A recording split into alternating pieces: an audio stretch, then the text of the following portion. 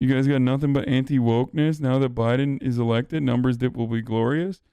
I think, first of all, if I were to use like anti-wokeness as an argument, despite the fact that I do advocate for what you would otherwise consider woke causes, I would probably make a lot more money. Like, anti-wokeness blew the up under Obama, and it's gonna blow up again.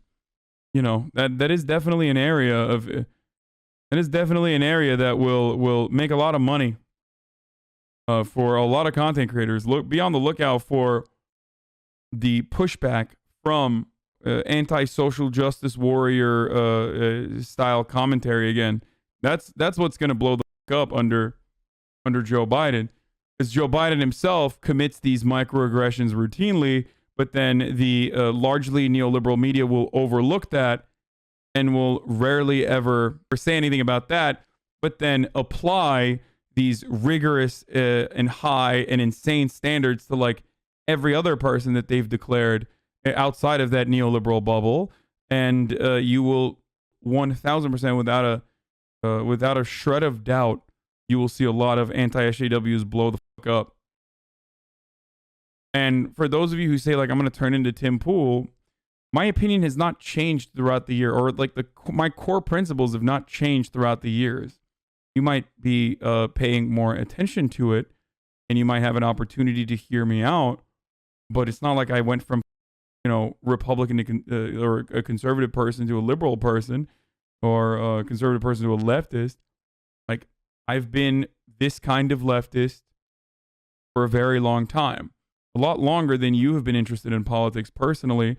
And I've been this kind of person back when you were probably a Nazi on the internet. You know what I mean? So just because your current point of view is now like neoliberal or some shit like that, where you align with the Democratic Party, does not mean that like my position has adjusted.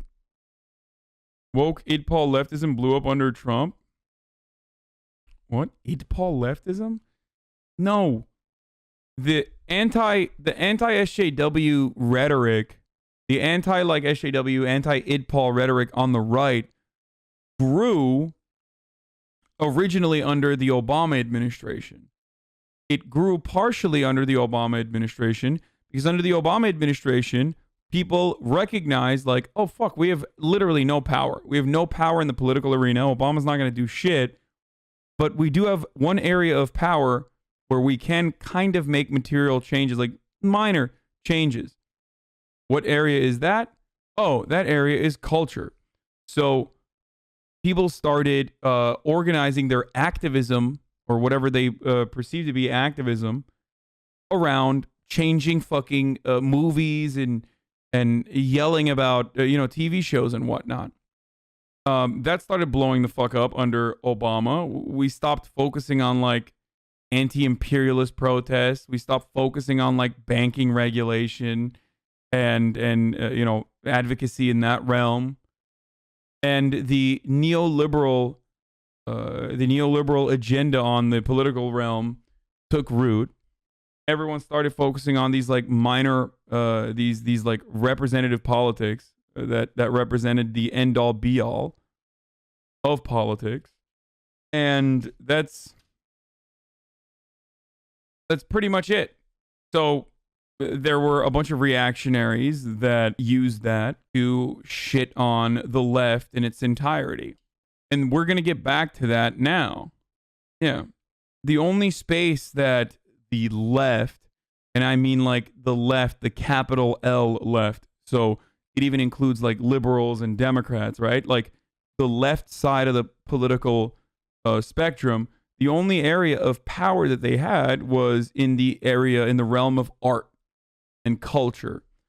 So they hyper focused on the area that they could clean up as best as they could. So that's what they do. And that's what they're going to go back to.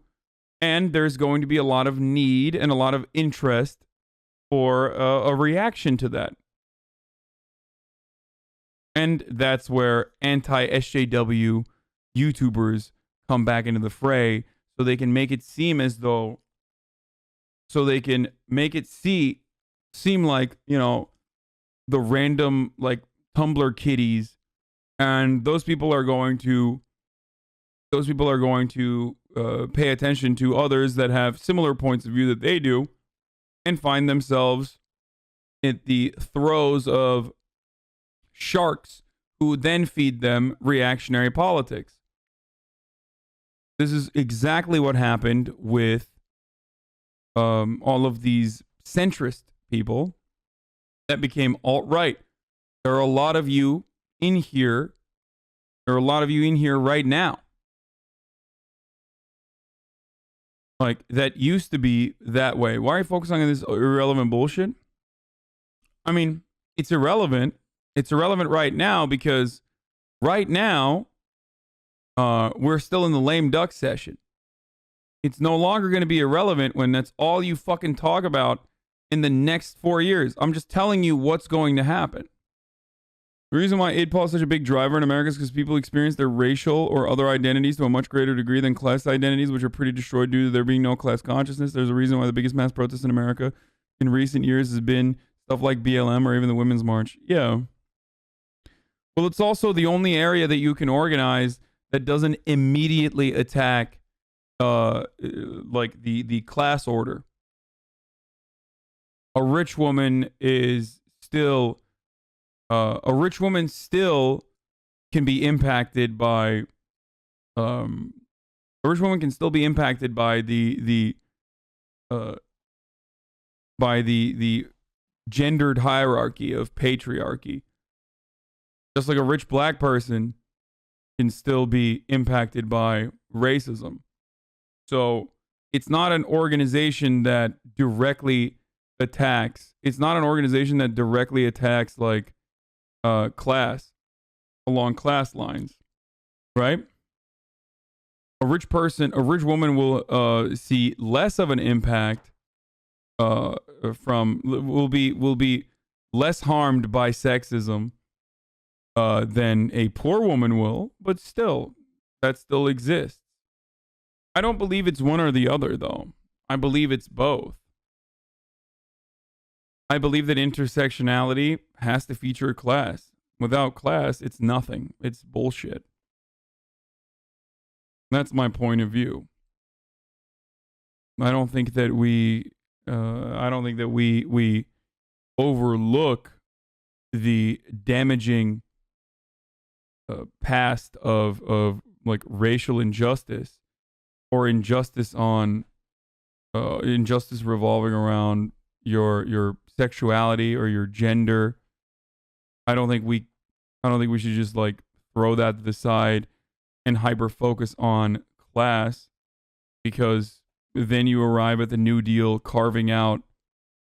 It's not bullshit without class. It's bullshit without class. It's complete bullshit without class. Sorry.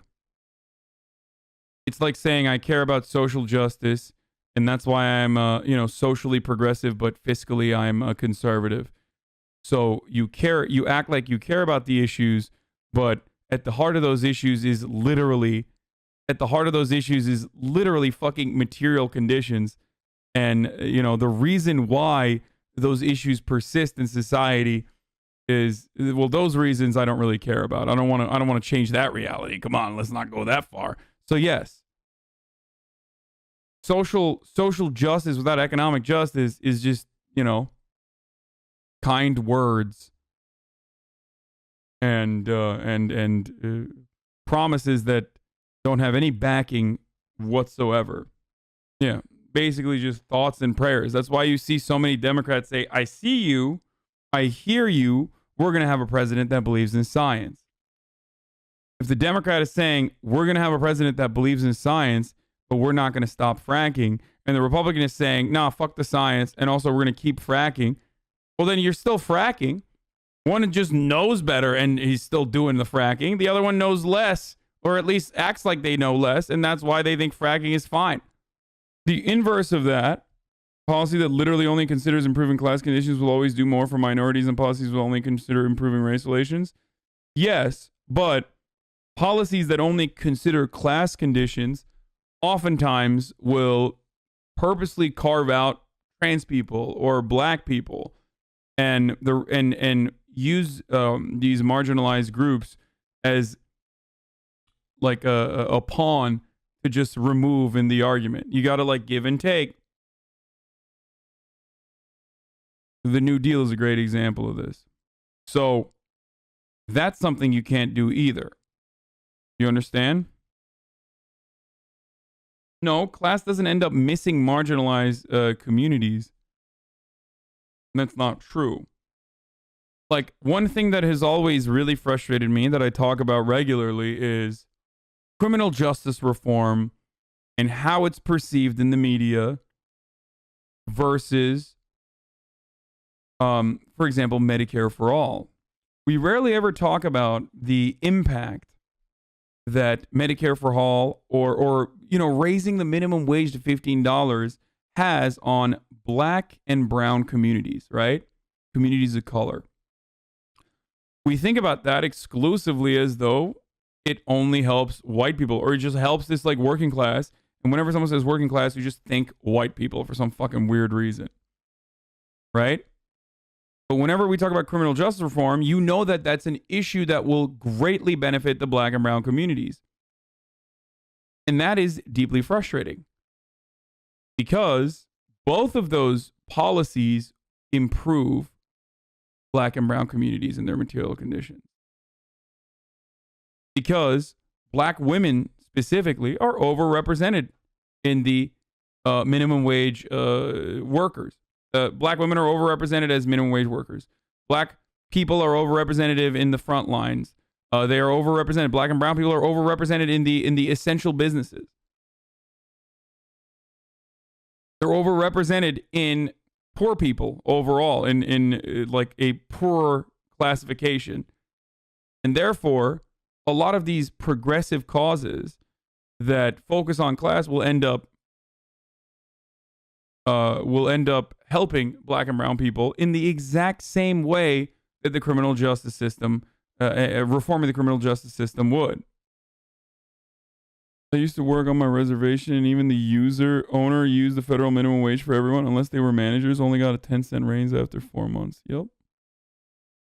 I mean, I live in the actual ghetto, barely any white people here. Okay. Are you telling me? Okay, so you say you live in the actual ghetto, barely any white people live here. So, how many of the people that you live around, how many of your neighbors would greatly benefit from increasing the minimum wage? How many of them would benefit from having no fear of going to the doctor because of Medicare for all? Anyway, do you think there will be any substantive progressive policies enacted in our lifetime? I don't know. You're 100% right. Focusing on class encloses every group, especially since everyone has to work. Securing rights for workers would secure rights for anyone in that group. I know, but sometimes, in theory, again, focusing on class alone is great, but in practice, it ends up literally carving out Black and brown communities, and that's not acceptable, or trans people, and that's not acceptable. These are also people who are a part of the working class, right? Like, there is no Medicare for all that excludes, like, undocumented immigrants, for example. Like, that shit doesn't work that way. You don't get to be like, yeah, we're doing Medicare for all finally, but only for the ones who deserve it. Like, then that's not for all. Feel me? And these are arguments that will come down the line. People will want to counter your positions by pushing for divisive policies. And you gotta say, fuck that. You want Medicare for all? You gotta recognize that trans people are also gonna get gender confirmation surgery if they want to. Fuck off.